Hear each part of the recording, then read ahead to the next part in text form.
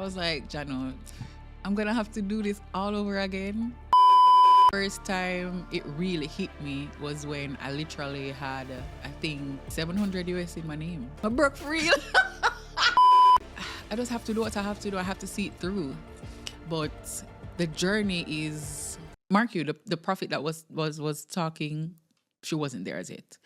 And she, I got up and I said, hi, I'm Shaf. I don't remember what else. I told them what I did and they were like, tell us a fun fact. I'm like, I don't know a fun fact at the time, I was like, I just don't believe, I just don't feel like I belong in Jamaica. And everybody was like, ooh, okay. The prophet came and she picked on me and she was like, I see an international, opportunity for you elsewhere. And literally before that, I literally prayed because I really wanted a solid confirmation. And she didn't know that I was planning to do anything. It feels like now more than ever, people are chasing new countries, new lives, new beginnings. I am April Jackson, traveling the world, speaking with interesting people who have chosen a life elsewhere. Today, I'm speaking with Shafawa. I've never discussed that before. Yeah, Shafawa. Hilton. Yeah. You never did bad. That was so good. Was so close. That was so good. I'll clap myself in. I'm very sorry. You're good. Okay. Yeah. How is the commute? Where do you go to get from Dubai to Jamaica? Oh, as in the flight? The States. Okay, so you go via the States. How long does it take? Well, naturally from Jamaica to New York, it's probably like 3.5, 4 hours. And then New York to here?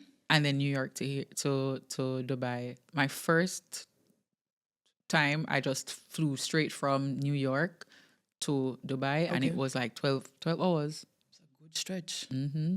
Yeah, man. Do you think you would have come here if you didn't have an aunt? I don't know. It helps to have someone. Yeah, man. Yeah. I'm just a girl. Like, I lived with I still lived with my parents back in Jamaica. So, like, for come here now and like do big people things. Like, pay light bill. Oh, God, no. I probably still would have. Okay. It would just take me longer to move, which still would have been great. I would just have to prepare, like, seriously. Like, yeah, I would have. But knowing that my aunt is here. How long has she been here? She's been here for about 7 years. Okay, so a good time to kind of show you the ropes. Yeah, man. And she have a clientele here that I'm able to be exposed to as well because she's in the same industry. So that's great. But I hope I will eventually be moving on my own. But my parents different back in Jamaica. Them not even want to move out. They're like, girl, where you going? But it's wait a till blessing. you find a husband. Me glad. It's a blessing. I'm happy about that. I think sometimes I saw this thing and people are talking about if you have the security of a home to go back to, so, whether it's moving out of state for this person or whether it's another country, to have the privilege of a home to go back to is one that I think we often forget. So yeah, I think it's an absolute, and it's again going back to this idea about entrepreneurship. A lot of people, they speak as though there's just an innate ability to be a risk taker without necessarily providing people with the full picture. And whenever people speak to me about business, I'm always super, super transparent because one, I don't think it damages my ego. Like, I don't care. I tell people all the time, I started my restaurant because my dad gave me the startup money to start the restaurant. Otherwise, I don't know what the hell I would have done. And for some people, I guess that means that it's not as great an achievement. Yeah, like you never work for it, so you have it easy. Again, to me, it's more important to show the reality. Yeah. Especially when people are looking to you as an example of how can they open their own place, etc. And so I tell people all the time, acknowledging the privileges doesn't take away from the other challenges. And I think it's a beautiful thing that you come from a family that you can fall back on. I hear some crazy family drama. Me and my sister, we are always talking about like even what family members do to each other. Yeah. You know, my sister has all my passwords. If she call me now and says she needs a security code for something, I give it to her without thinking. And again, it comes from my dad because that's how he raised us. Yes. And it's so easy to take for granted until you hear about these other stories where like families having to take family to court. I'm like, what is going on? That is so ghetto. We're privileged, and I think it's so privileged that we have something to bitch about. We have something to bitch about, even though we're so privileged. Like, I just feel like we need to always just look at the good in whatever situation it is. What is the dream? You say you're coming to Dubai to be bigger. What does that mean? More students, more reach. I want people to be flying in from Russia to come and train with me. Like China, because they see the lack and they see the value. You know what I mean? Like, I want them and I also want other persons to start doing the same thing I'm doing. Like, offer more value. You know, don't just do it for the money. I want to have a lash studio where girls can come and feel like, you know, they can transform and they love all of that in it and feel more beautiful and feel appreciated. And that's the vibe I gave my clients back home, and I want to just bring that here. But I want to also bring up some girls from Jamaica too. Yeah, some of them that were my students, you know, that, you know, want a better life as well, you know, probably them tired of Jamaica or something. I want to definitely offer that, extend that to them, and start teaching more instead of doing lashes and have girls do that. And pop out a baby, get married, get a ring. I want to get married. I want to have kids and make passive income. That is the dream. You said that you had a taste of motherhood. What does that mean? Yeah, I had a miscarriage when I was like probably about 4 years ago. Okay. So it was beautiful though. It was like 8 weeks, but those 8 weeks were beautiful. I had dreams to my daughter. Yeah, so when you taste that, you're like, this has to happen. It has to. How did you cope during that time? It was rough. Thankfully, I had a really good partner. It was rough, man. But I think it was supposed to happen. Because I was just starting my product line at the time to offer to, sell lashes. And boy, I must say, the money that I had to, well, we shared that, but it was a lot for just the visits. And I was like, if I had to continue doing this for 9 months, then my product line wouldn't have been launched. Okay. You know what I mean? So I feel like a lot of those things happen for a reason. As I say, I found the good in the bad. My cravings were through the roof. I just felt like I would have been a fat mommy. And I would have loved every moment of it. Because I know the baby would be healthy and everything, but... What were you craving? We were on our way to Wendy's one time, and I was like, no. And we were right at the stoplights, and Wendy's is right there. And I was like, no, I feel for jerk chicken. And jerk chicken was all the way on Red Hills Road, and we were at Waterloo. And this guy looked across, and he's like, okay. Then why wouldn't I, carry a child for that character? It was a beautiful journey. I loved it. We just did vex, but it happened for a reason. Did you know as much about miscarriages at the time? Because I didn't know how much more frequent they are than I had. I think it's like 1 in 4. Girl, I've had clients, like, I love my clients. They're like my besties. Listen, when I tell you how much of my clients go through that, after I told them about my miscarriage, they were like, oh, girl, the same thing for me. And I was like, really? So And then they were telling me, like they felt like it was their fault. And I felt the same way. You felt like it was your fault? Yeah. In what way? Because like, who else would it be? Whose fault else would it be? But that's just a trick the enemy plays. Right. Yeah, man. But it happened for a reason. But it's very normal. So it's only through you sharing that people are then sharing. Exactly. Yeah. I didn't know it was that normal. I didn't realize either. Yeah. And it's not talked about enough. I wanted to do it on my YouTube channel, but YouTube is a lot. So I never bother. But yeah, I always pitch and talk about it. But I tell you, like, it's normal. And I didn't know that. Looking back, I'm happy it happened though. In terms of you, and if at any point you're sick and tired of me asking. No, you're just tell me good. to You're stop good. asking. You're good. But your body's already changing and already preparing for this. And then you have the miscarriage. And then your body presumably then has to make some more changes, which aside from physical, I'm presuming there's a lot of emotional, just things going on. How are you still able to keep this beautiful positivity, or did that come with time and reflection? No, I was, like, even up to now, I'm still insecure about my belly area. Really? Yeah, man, bad. Like, I gained weight after the miscarriage. And I was never able to go back down to that size. And even now, I still get insecure about my belly. I mean, I can relate to the insecurity because I did a post the other day. I was trying on some clothes for a fashion partner. And I was like, you know what?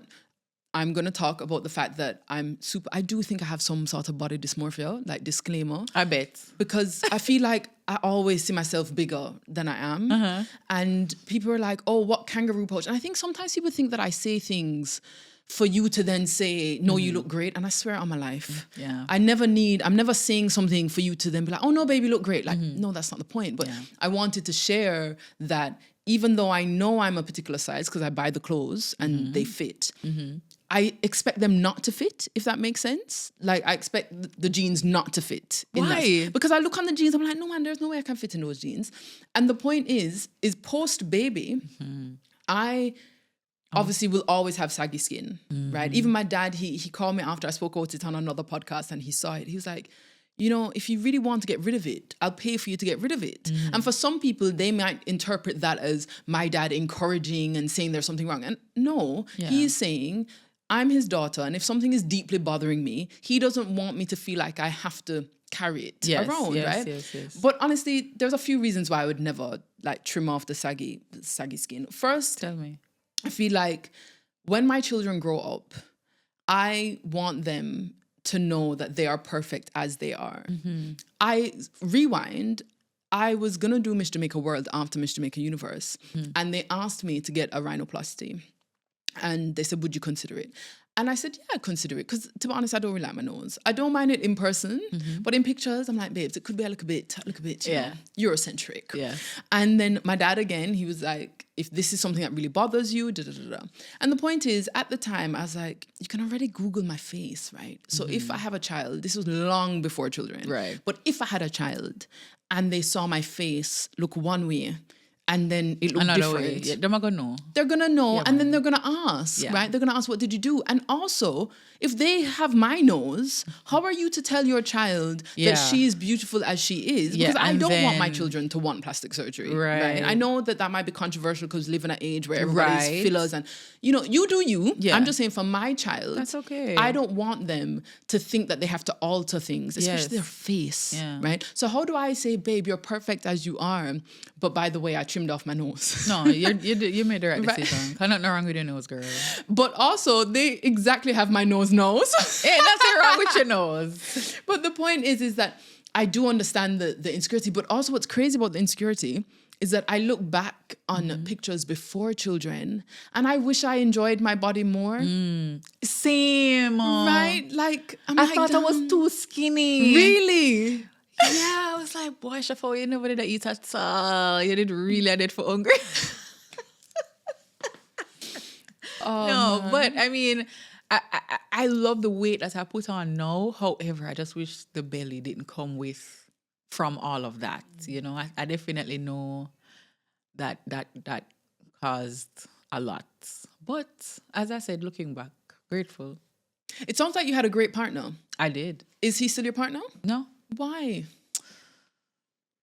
My reason was that I'm a Christian, so I wanted a Christian partner at the time.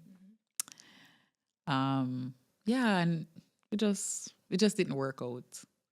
But we still talk up to this day. We're good. I always keep, tabs on my exes. What does that mean? Not in that way. meaning we're still good. Like we're still good. I'm having like a girlfriend them here and there. And my first in them business, I'm like, hey, how's your new girlfriend? What's going on with that? So I and we asked talk a question. about each other. We talk about each other's relationship. Him help me. Sometimes I chat to him about film thing and him chat to me about, and it's not him alone.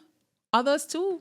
So I have a question. Build a friendship with my partners. So while it's you not continue just to rationalize the keeping tabs, as you call it, I asked the internet very recently if it is actually possible for men and women to be friends. Because the context was, I had an ex and he said to me that it's not possible because the man is always him waiting, right? Whether he tells you that he's not and it's fine. If you give him the inclination that there is an opportunity, him go and find the opportunity. True. So I put the question to you. Do you think it is possible for men and women to just be friends? I think it's possible. But girl, we're pretty. Like these men always like us. Like it's just because like we're gems. So they're gonna like us. However, I think it is possible. I know that usually how it starts off for me sometimes, most times, is them try to put a word in, Right. like, I like you, I like you. And I'm like, no, it's not going to work. Right. And then we're like, yeah, we can be friends. And then that's how that ends up happening. And they stay friends. Yeah. Them stay in the Them friend have to lane. stay in that box there. And that's I'm going to put them. That's where they are. So yeah, for sure. I think we can be friends. Okay. That's it. Does not bother putting a talk to me. And some do after. But yeah, no. You keep your boundaries. Yeah. Do you think that your miscarriage affected your relationship?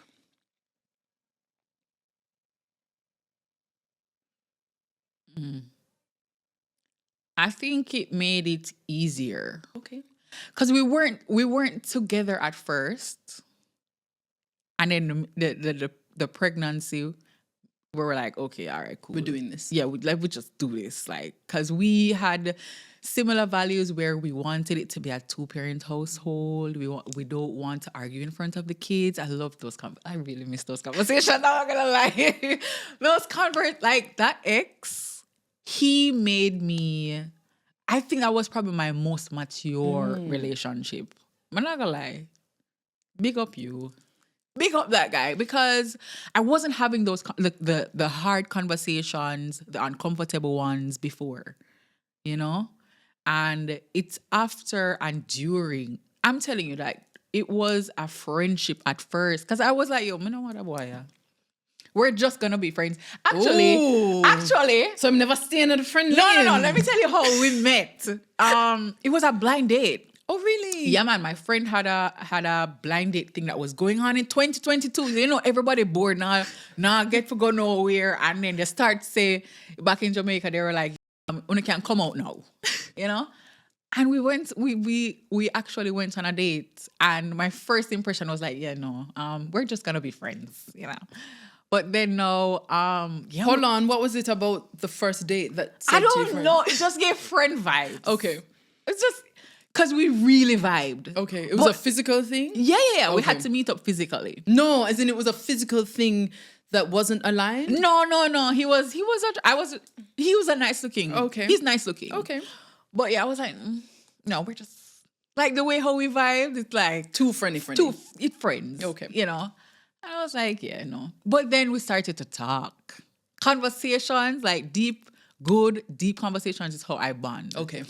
And I'm telling you, those conversations were good. Like he actually helped me on how to have conversations in my other, relationships afterwards, because how he asked me questions about scenarios and what would you do if this, that, and how do you feel about, you know, I might say, wow, why this really a challenge me, man? Like, whenever I think about them something here before. So I love that. What are some of the things that you're carrying with you in terms of that level of awareness before you choose your next partner? We have to have good conversations. We have to be able, if you're not good at certain things, I hope that being with me or even starting to date, you know, you're able to get better at it. Because we're not perfect. But say, for example, you're not good at conflict resolution and you see how I handle conflict resolution and I'm like, hey, let's handle conflict this way, because if you handle it that way, I'm going to shut down. Right. You know what I mean?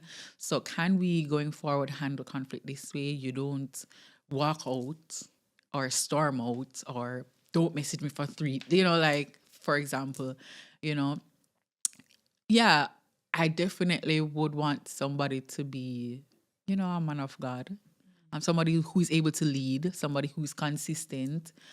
But for sure, going in, I definitely want to see that person wanting to be a father. Like they want to actually be a father and they want to actually be a husband.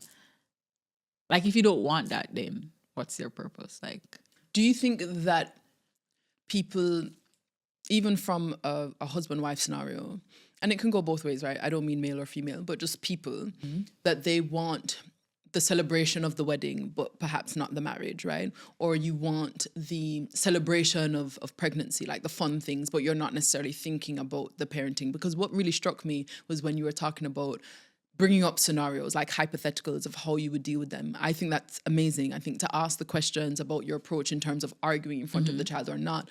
A lot of times people don't ask those things, not necessarily because they don't want to, but so many people aren't really thinking about what parenting takes or what being a husband really takes. Do you think that there's too much of that? Or do you think as we get older, because again, people are having children later, they're, you know, getting into marriages later. Do you think that that is bringing an extra level of maturity, that are perhaps having what once was perceived as a tough conversation, but people are having them more? I feel like we need to have them more. I feel like for probably the past 3 years, more on social media, you hear people talking about it's important to have the tough conversations. So I think my generation, what I know for sure is they're better dads than my Really? Yeah, man. My father's generation and my father's father generation. In what way? They're more present. They want to actually be in the child's life versus my father's father generation. They could give 2 shits how many children them bring on this earth, and they don't want to be in their. I'm not talking about everybody. No. I'm speaking trends of generation, right? Right. So I feel like more than ever, my generation, I feel like the fathers are better. They're more present. And I don't know about them wanting to be a better husband. But you feel like as a dad, they're taking the role more seriously. Yeah, I feel like, I love that, and I feel like it's gonna get even better. I feel like these Gen Zs, I feel like maybe they're not gonna have as much children, and the good thing is they're gonna. If they do, they're gonna be more present, and they're probably gonna have like more hard conversations. But just stressed out about the mental part, because they always need a mental break, and you know, in my generation, nothing is called depression, right? You know, like, but I love that we're having the conversations now about depression, and because it's real, you know. I do think that the pendulum was swung so far where it wasn't a thing. It was completely disregarded. Yeah. It was swept under the rug. Yes. However, the pendulum, babes, it feel like say it gone too far in the next direction. With the Gen Zs? I don't know which gen we reach, but currently it just feels too far. Yeah, I feel like... You know, even like I see parents saying, oh, my kid's not going to school if they want a mental health day. Respectfully, your child is 6. Yeah. And sometimes in life, we they have need to show go, up. Yeah, and even and when they we need feel to bad. know that at that age, because they have to do that when they get older. It's just too much. Yeah. Like, let's find some middle ground with the, and also maybe I'm projecting, okay? I'm putting my hands up, maybe I'm projecting. But the overuse of the words like depression and anxiety really, it bothers me. It does. Because as someone who has actually been depressed and actually, you know, been medicated, all of the things, when we throw words around, they lose their meaning. Yes. And just because you're feeling sad or you've had a bad day, I'm not disregarding your feelings. Yes. But babe, you're just sad. Yeah. You're not depressed. Yeah. There's a very big difference between depression and sadness. Mm-hmm. And I just think that now we're just like throwing words around, even like harassment. Mm-hmm. Okay, let us not deny people's true lived experiences by overusing. And then we say, oh, but language doesn't matter. No, language does. It does. It does matter. So I feel you 100%. I do love, especially within the Black community, that we're talking about our feelings. Don't get me wrong. Yeah. But let's just be careful that we don't go a little bit too far. Yeah, and just use it because it sounds trendy. Yeah. And it's funny that you say about the dads thing, because again, what we tend to do, right? We tend to use our own experience to define a generalization. Yeah. No, but it's what I see. And I think that you might have a point. My initial thing when you said it was like, really? My dad's amazing. And then you have amazing how old are you? If you don't mind me asking. No, I'm 36. Oh, you kind of look older than me, but not too much older. But I feel like your initial thing, I was like, oh no, really? My dad's amazing. And then also I think of like a lot of modern dads. I'm like, but I think you do have a point. Again, taking out my experience, my lived experience, and thinking about things generally. I saw a hair braiding class for men. And so as we're having this conversation, I'm like, you would never have had a hair braiding class for dads, 15 years ago. Yeah. That wouldn't have been a thing. I love that though. And so I think that you're right. I think, again, nothing goes one way, right? Where we see improvements in one area, we might see a difference in another, because arguably back in the day, a man had his wife and 2 kids and his one salary was able to live for his family, right? And so the mother was able to be at home, be more present and fill that role. Yeah. And obviously times have changed where for most people, they need 2 working parents. Yeah. And again, I always say that this modern life, I don't think it is conducive for families. I don't think it is helping children. And that's a whole nother discussion. Right. But my point is because a woman is now working, maybe it's also created a bit more space for men to be fatherly in that hands-on way. Whereas before, their main role was breadwinner. Right. Right. I get that. And I so kind of agree. My thing is not to negate the dads of the time that were bringing home the bacon, because babe, the bacon did taste good, But I appreciate what you're saying. Also, even in looking at my own children, and you see how much time means to children more than the money. Thankfully, because me now make enough money. So thankfully, the time that I spend with them on a daily basis in this young phase, right? As they get older, their needs will change and then the money have to make. But right now, that bond is really, really through spending time. I hope and pray that my husband is able to. I hear men say that, there's no such thing as proper balance. I just feel like they're not able to multitask as good as we are, to be honest. Like, I feel like we do the damn thing when it come on to taking care of the kids and working. But I still feel like it's a hand-in-hand thing where we need each other. Yes. Yeah. So someone told me yesterday there's a reason why women are the mothers. Yeah. And I wholeheartedly agree. And there's a reason why the men are the fathers. Yeah, there needs to be some balance. Yeah. Do you think that your standards are higher now in terms of what you're looking for in a partner? They need to be. I'm working on it, but they do need to be. They do need to be.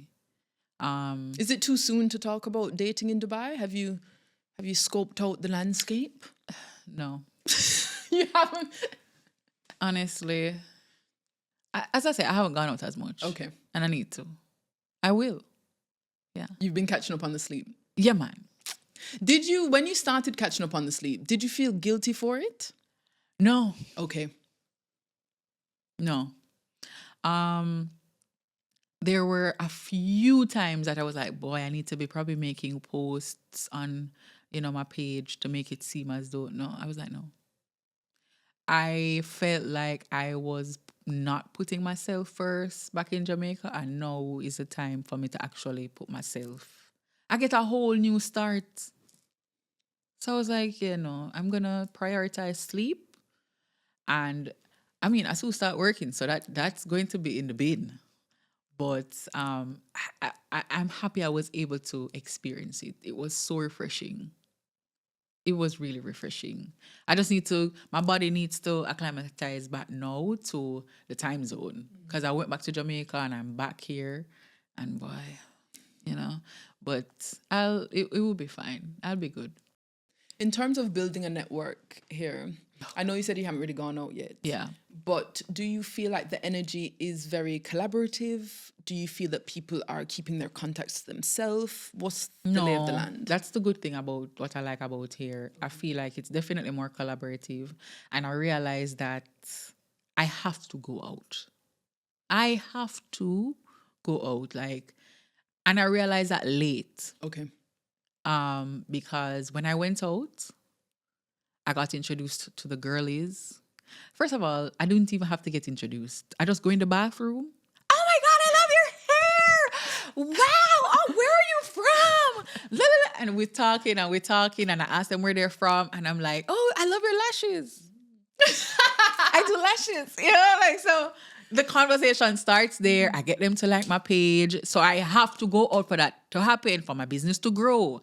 But I learned that late, and so I do intend to go out more. That's one thing. I hear that Dubai is the place for that. Okay. It's a place for networking, and it's the place for your business to grow and for the beauty business to boom and stuff like that. So I'm excited for it. But definitely I realize I have to go out. You can't just sit down in the house and sleep. I'm talking to myself. No, but I haven't been sleeping as much because, I'm training for the new job. Okay. The girl is taking a 9 to 5. Well, not really a 9 to 5, but basically. Right. So I'm excited. It's so new. Was there anything daunting from the perspective of lashes aren't new, brows aren't new to Dubai? Did you, people ask about market research. What did you do to tell yourself that it doesn't matter that there are people here that are available? I can still come here and do something different. Yeah, because I heard about how much they prioritize beauty here. And I was like, yeah. And I heard about how much the space is still ripe for it, even though, there are a lot of people coming from other countries doing it. Once you can hone in on the experience that the customer has and the ambience, that's important here in Dubai. And I recognize that with the few clients that I've had, and they loved it. So, yeah, man. I would say I'm being transparent. Mm-hmm. Back in Jamaica, I am one of the more luxury priced lash artists, and so when I decided that I'm going to come to Dubai and charge those prices, my aunt's clientele is mostly Africans. They look at me like, oh, okay. So Jamaica price was too much for that particular clientele. Yeah, they're like, so, me start for the now. I'm giving discounts, obviously, because I'm new. I need the clients. And then I show them what it's all about. And then, they're going to see. Because that's what I had to do in Jamaica. Right. Because people see that I know what I'm doing. And so they're like, yeah. And then they see that I know what I'm doing and they go out there and find someone cheaper. And then they come right back. Yeah, man. So it just needs to happen here from scratch again. Right.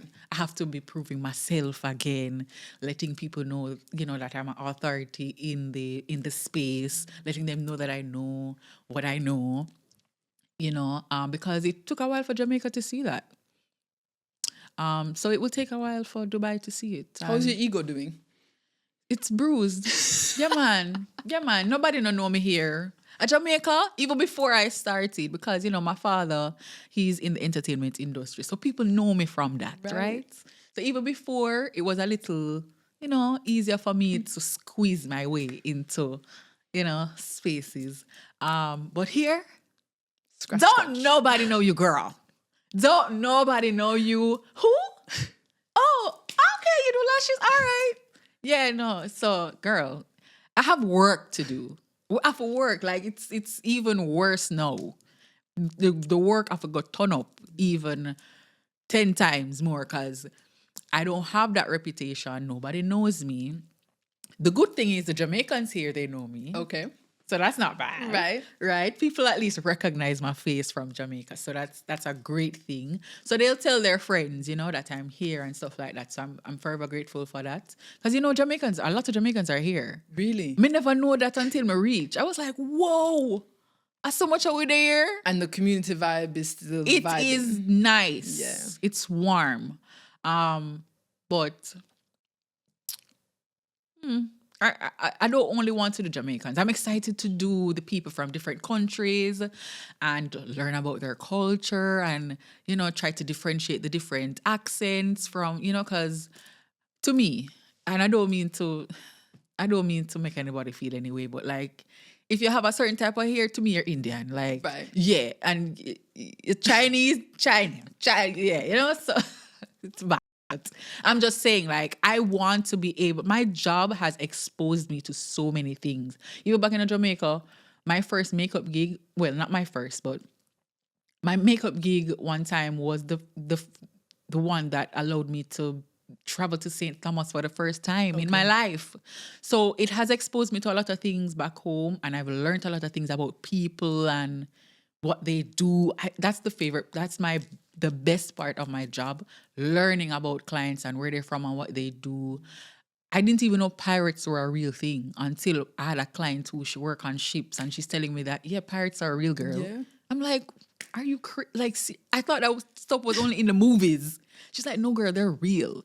So it's about the experience and the stories, and I just can't wait to experience that here all over again with people from different countries that aren't only Black, that, are just different.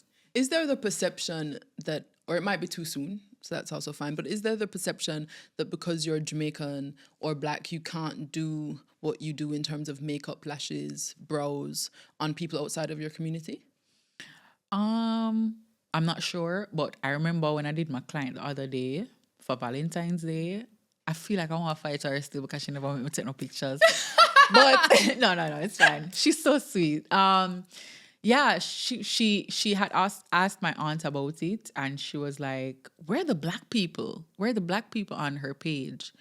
She eventually saw it, but I'm saying that here, if they're not seeing that on your page, they're a little more skeptic. I feel like that's the same way in Jamaica too, but like they're more skeptic. They want to see that you are doing their kind. Right. Yeah. So I would say that. Would you say that social media is probably your greatest marketing tool? Yeah, man. Outside of the bathroom chat? Definitely. Yeah. For sure. Is that what social media is for you? Yeah. Business. And I also get to express myself a lot over there too. Even on my personal page. Like, people on my personal page, them know me for chat foolishness. Like, I talk the truth, I speak my mind, and I come off. I just drop the phone. Like, me drop the mic. Yeah, I talk my mind, and I do that. But I even do that on my other pages too, where I speak my mind, but I'm speaking and I'm educating as well. So I think that was honestly one thing that kind of set me apart from the other beauty professionals. I was educating my clients, and that was what built trust for a lot of them in Jamaica. And I'm gonna have to do that all over again here. In terms of lashes, when we see the lashes that people can't open them eyes and them look like so them ready to sweep the floor, how do we feel about those as a professional in the industry? Are we like, oh, there's a time and a place? Are we just like, oh, well, you're expressing yourself? Like, what's the vibe? How are you girl, don't get me riled up. How are you expressing yourself with those things on your eyes? First of all, it's probably too heavy. There's that. You can't have those heavy things on your eyes. Like, I'm trying to be as layman as possible. Right. Because a lot of persons, that's how they get scarred from doing lashes. Based Okay. on my experience, you know, back in Jamaica, you have the girlies where I go down a town, go do them lashes. And that stuff is heavy. I mean, it look like, say, you're ready to fly. Yeah. And even, it's not even about it just being heavy. It is not being attached to the lashes properly. So, you know, you have multiple lashes, Yes. right? The lash extensions are supposed to be attached to one natural lash. Okay. When you're putting on stuff like clusters that take 30 minutes or 15 minutes, you're putting the clusters to about 5 natural lashes. Right. Remember when your lashes grow, you know, like it's going to, if you say, okay, you're going to take off that cluster, Sure. it's going with those 5 lashes.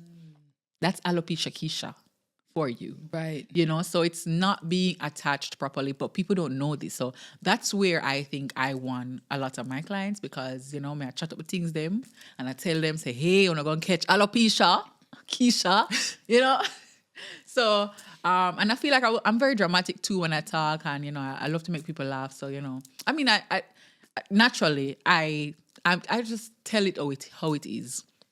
So, but yeah, no, it's yes, fine. It's a way of expressing yourself, but it's also not healthy, and that's what a lot of people don't realize. That yes, it might look nice and fluttery, but it's not. Sometimes it's not healthy based on the artist who is applying it.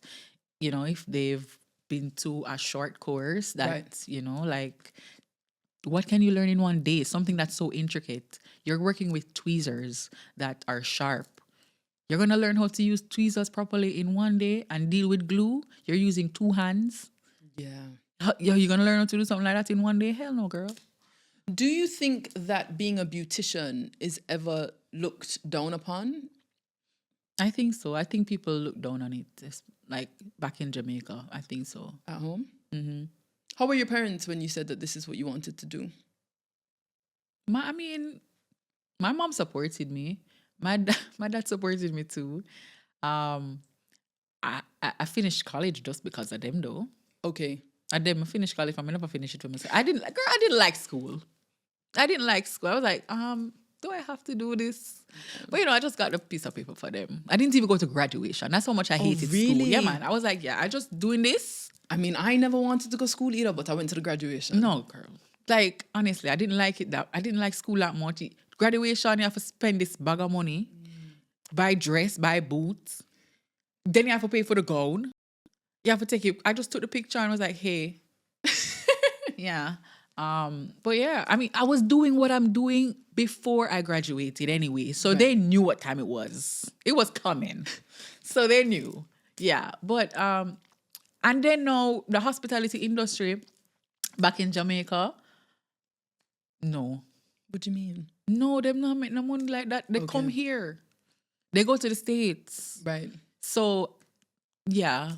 I mean, I was okay, and I love what I do. Because I went through so much in college too, I was like, yeah, I probably am not gonna like the industry. And I tasted a bit of the industry too. And we're talking about hospitality. Yes. Okay. Hospitality. By doing internships. And I was like, yeah, I don't like how the management treats the staff. And I was like, yeah, no, I'm not doing this.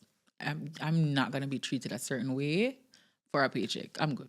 So you mentioned that a part of the bigger dream is to bring students in Jamaica to come abroad and see and get that exposure. I often say that I fell in love with Jamaica when I left. And like don't get me wrong, I've always loved Jamaica, but like that deep, like feeling the need to talk about Jamaica every single day, feeling the need to let people know something about Jamaica that they didn't know, to broaden the spectrum, to challenge a stereotype. Like, I genuinely feel like it's my life's work, right? Okay. And I only felt that when I left. And I'm just wondering, from your experience, do you, one, believe that you have seen Jamaica differently having left? And if so, why? And two, is the goal to always stay away?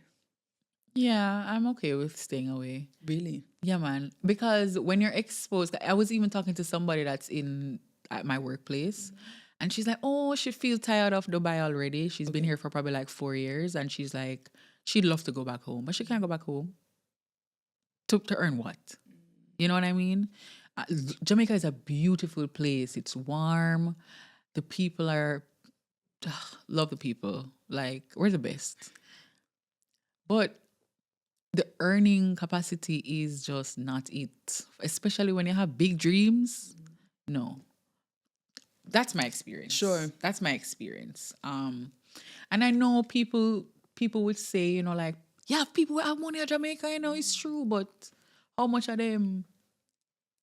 Yeah, it's a percentage. And you have a lot of persons going to college and in the hospitality industry. But I'm not going to say, I never like to say that an industry is oversaturated, because there's always room where you can do something and thrive at it.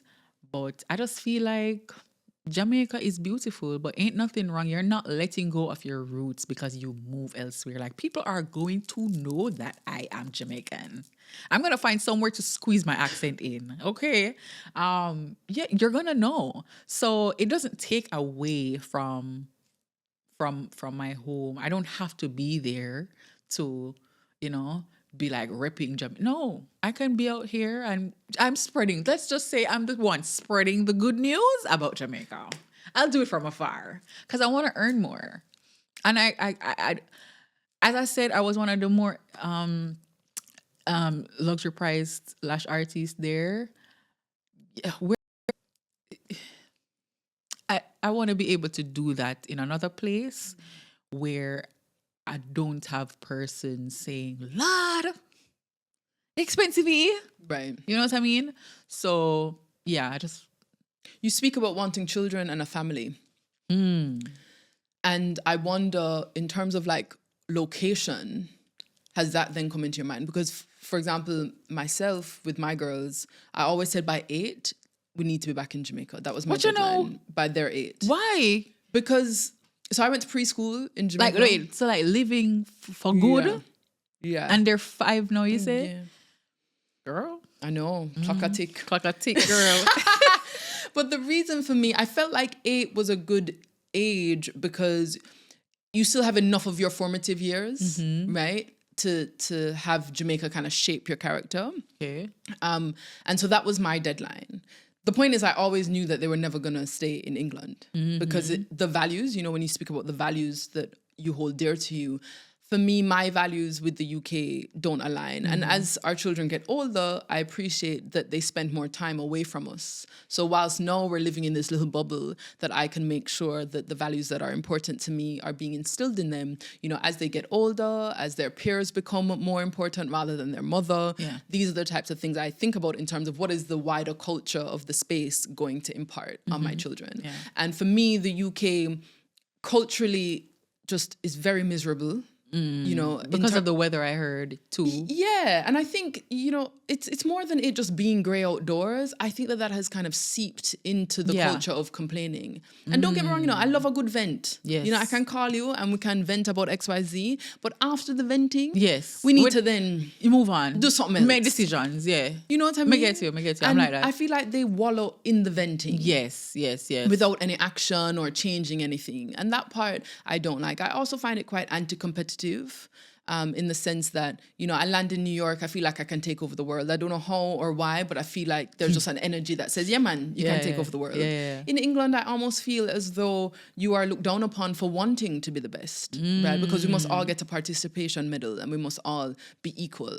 And don't get me wrong, you know, I believe that we may come into the world equally. And even that I say with hesitation, because respectfully, the environment of the womb is not equal for many people. Regardless, I'm not saying it's anyone's fault, but I'm saying there are different things at play. If you are a wealthy lady who is able to eat lots of organic foods and have her chef make food for her, and she doesn't have stress and all of these things, then your womb is probably in a better condition than my womb. Yeah. You know, it's just what it is. So this idea that it's all equal, I think, is also a fallacy that we keep saying to people that is disingenuous. But aside from that, I just think that Jamaica made me, right? And I wanted to ask you, is there anything about your childhood that has allowed you to be fearless in this way, to be brave, to say, you know what, I have these dreams and I'm going to go for them?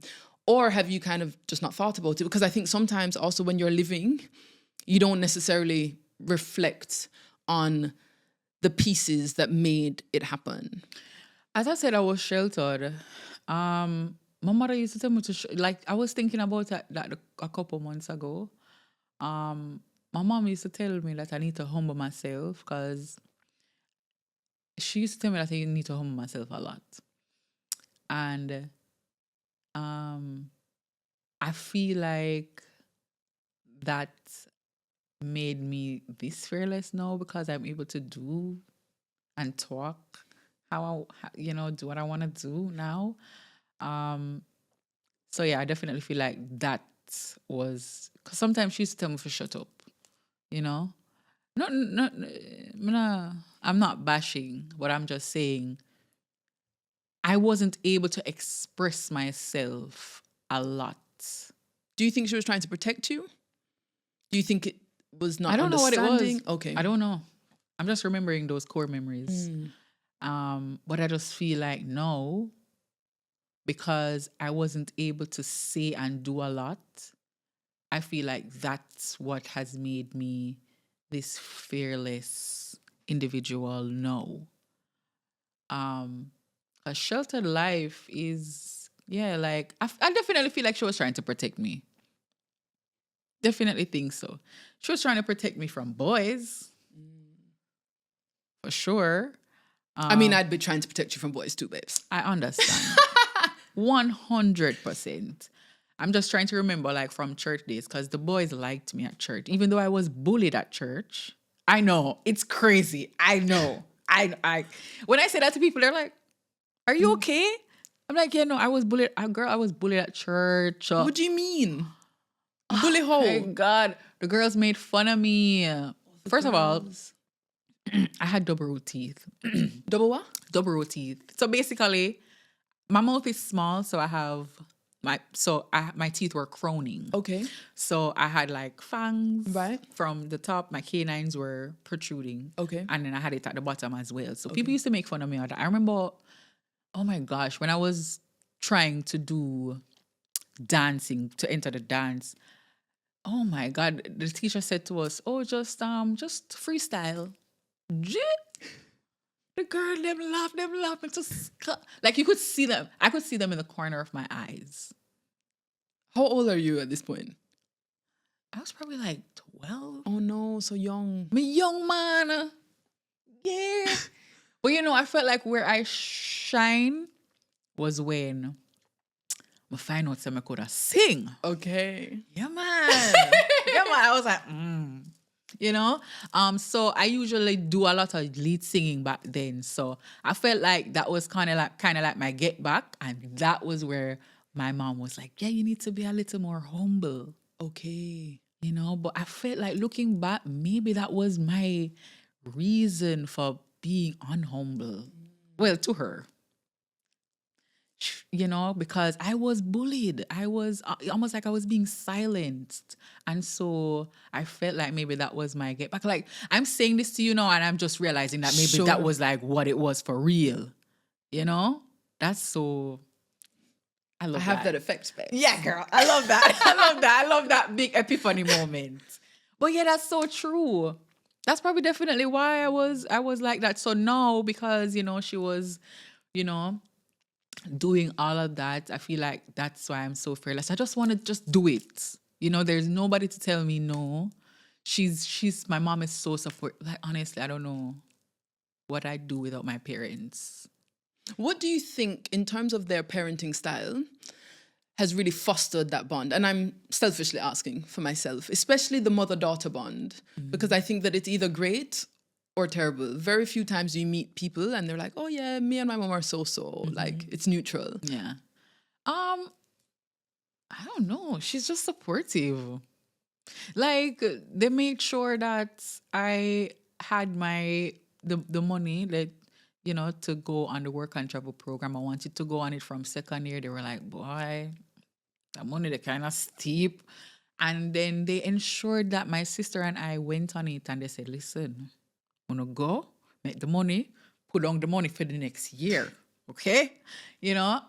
So they taught us those things. And I don't know, it's just the support.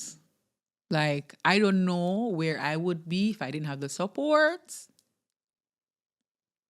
I probably wouldn't even be here. I'm just going to be honest with you. Does your drive and desire to realize the dreams that you can visualize come any part from the little girl who was bullied at church?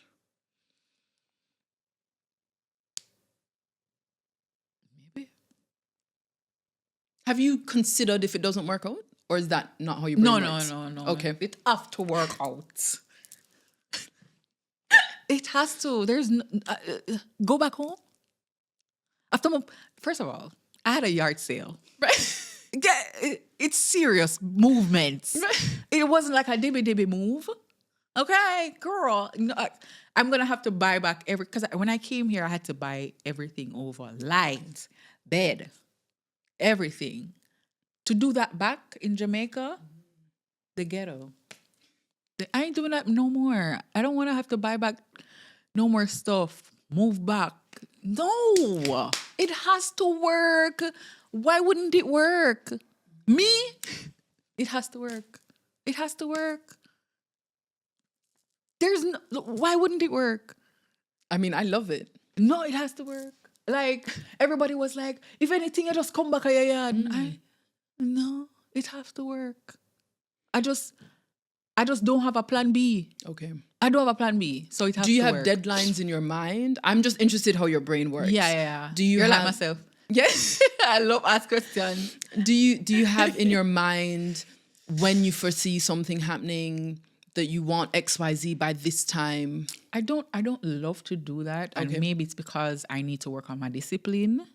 However, I want to try to do that, but then I'm not saying that there's not room for improvement in my life. Maybe if I do that, it would be better. But I feel like because, for example, when I got offered the job, I was like, okay, I'm just gonna do this for 6 months, and I can't do that for 6 months now. The level of stability that I'm going to need in order to start from scratch, no, it has to be longer. And maybe that's why I don't like to be too stringent on making my plans, because when you really sit down and you pencil out all the things that you need to achieve, you kind of need to be a little more realistic. Sure. I already have in my mind how long I'm going to give that company. And I'm excited to give them those years, because I think why I'm so excited is because I've always had to pinch from the money that I earn in Jamaica and live off of that versus having to get it from somebody else. Yeah. Give me it. I want it. I don't have nobody giving me handouts. Right. Back in Jamaica, apart from the support from my parents, and I don't ask them for money like that. Is when we really need it, I ask. And so for me to have to actually not say, okay, I have to do a client today to get money, or I have to make sure that this week is full, like boy, the weekend. No, I don't have to worry about those gymnastics. So I feel like that is why I'm so excited to experience this new way of making money. Because back then, even though, yes, I love being an entrepreneur and not having to depend on, as you said, like somebody else to tell me when to get a vacation, there's still some downsides of being an entrepreneur. When you're broke, you're broke. Okay? It's like a serious level of brokenness. But yeah, like you're getting your paycheck every month. Ready for it? Yeah. Yeah, man, I'm excited for that. Like, Are there any misconceptions about your life here in Dubai? yeah, man, people them swear have it. Yeah, man, they're like, oh, you're moving to Dubai. Like when I tell people that I'm moving to Dubai, like, oh, Dubai? Yeah, you have money. I'm like, I'm coming here to look the money. Right. What do you mean? You know? Yeah, that's definitely a misconception for sure. I'm like, I'm coming here to be where the money reside more. Because money is in Jamaica. There's no doubt about it, right? But I definitely feel like I want the inspiration of, I feel like the architecture here alone inspires me. Like I feel like I am in this big jungle and I'm a baby lion and I'm growing into this big jungle, you know, like just like going through the phases, learning the jungle, learning where to get food from, you know, learning the different parts of the jungle. And I, I'm enjoying the journey. It's funny that you describe about the architecture, because I was saying to my dad this morning, I feel like for some people, being here can go one of two ways, right? You either get deeply inspired by the wealth that you see, or it can feel really daunting about what you don't have. And it sounds that you are the former. You're inspired by seeing what people have and the growth and the potential. Yeah. I am kind of daunted sometimes because I'm not used to this level of lack. Because it's a big sacrifice to leave what I'm so used to come here to be in a whole new world, not be earning as much yet, because we have to say yet, right? It does get daunting. But I just, as I said, I have to look at the bright side. I have to almost see the end of the tunnel, even when I'm not seeing the in between. I'm just trying to see the light, to be honest. That's what I have to try to do. Am I done on time? What time am I on? We're 3:04, but 3 or 4 hours? No, 3:04 now. yeah, 3:04 now. Okay. I'll ask her my last question. No problem. Thank you. Wow, we've been talking for a while now. Yeah, man. This is what happens. But this is why I can't talk to you on the phone, because then you'd have the podcast on the phone. Happens all the time. What's my thing in terms of lack? Has there been anything so far that has surprised you that you weren't expecting when you came? I mean, when I was doing my research, I saw the Lash prices and I was like, boy, these girls are charging what the girls here, some of the girls here are charging. And I was like, whoo. And because, you know, as I said, mine is a little more. Yeah. But then I came here and some people, I'm getting that reaction from them that, you know. So that's a little, I mean, I should have probably expected it. Sure. But honestly, I just need to find my people like I did in Jamaica. So that's definitely shocking for me, as well as I said, the chivalry with the men. Yeah. I'm exposed to a lot more of the African men. And I'm seeing where, not even just the Africans, the natives, I would say, like the people, I'm sorry, I'm new. So the ones that wear the Sure. long, The traditional. long, Yes. I got you. right. I feel like the men are more loving to one another here. Okay. And I love to see it. Because, you know, back in Jamaica, once you hug another man, you know what I'm going to call you, right? But I also just feel like I love to see when there are healthy relationships that, you know, and nobody's not calling you, you know, a homosexual or something, you know? So that's new. I love that. Like I could get used to that. Not gonna lie, because the men in Jamaica, man, them kind of toxic certain way. Love them, you know. I feel them out of the sweetest.